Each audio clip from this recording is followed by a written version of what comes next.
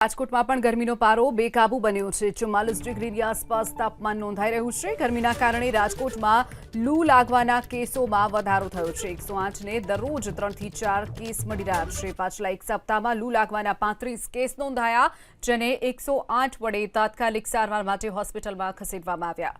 21 એપ્રિલથી 27 એપ્રિલ સુધીમાં મહાનગરપાલિકાના ચોપડે ઝાડા ઉલટીના 171, જ્યારે સામાન્ય તાવના 684 કેસ નોંધાયા છે। તાપમાનમાં ખૂબ જ વધારો જોવા મળે છે।